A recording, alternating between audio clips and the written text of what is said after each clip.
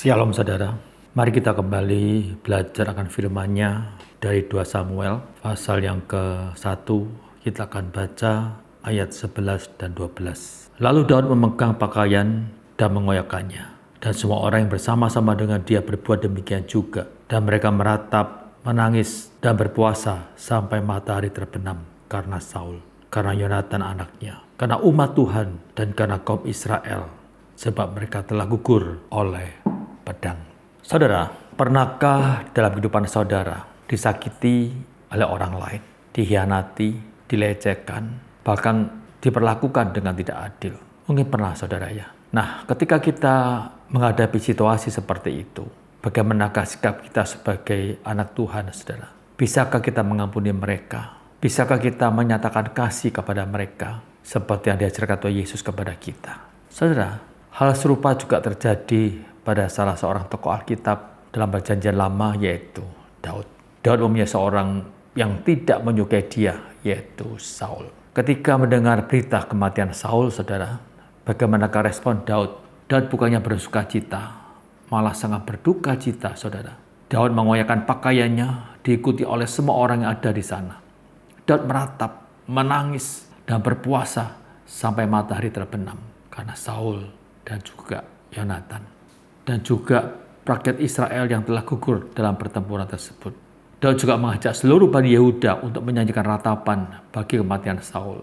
Meskipun Saul telah memperlakukan dia seperti itu, Daud tetap setia pada raja yang telah diurapi Tuhan. Di sini saudara, kita melihat betapa bodohnya Saul. Dia terus berusaha membunuh anak buahnya yang begitu setia padanya, yang sangat berprestasi di dalam membela negara. Seandainya saudara, Saul mau merangkul Daud dan bersama-sama memajukan negara Israel, tentu sangat berbeda akhir hidup dari Saul. Saudara, sebagai anak Tuhan kita harus belajar dari Daud. Tak mengasihi orang yang pernah menyakiti dan merugikan kita, bahkan berduka di saat dia menderita. Bukankah itu yang dilakukan Tuhan Yesus kepada kita, saudara, ketika dia mati di atas kayu salib untuk menebus dosa-dosa kita. Dari kisah ini, saudara, kita belajar bahwa pengampunan mungkin adalah salah satu tindakan yang sulit untuk dapat kita lakukan, tetapi juga yang paling membebaskan. Membebaskan diri kita dari kebencian, amarah, dan penderitaan. Dengan mengampuni, kita menunjukkan kepada dunia bahwa kasih dan belas kasihan lebih kuat daripada kebencian. Dengan mengampuni, kita menunjukkan kepada dunia bahwa saya adalah anak Tuhan yang telah menerima kasih Kristus, dan sekarang saya akan menyatakan kasih itu kepada orang lain yang pernah menyakiti saya. Saudara, agar kita dapat mengampuni orang yang pernah menyakiti kita, kita harus senantiasa memandang Kristus yang tergantung di kayu salib. Pandanglah pada salib Kristus.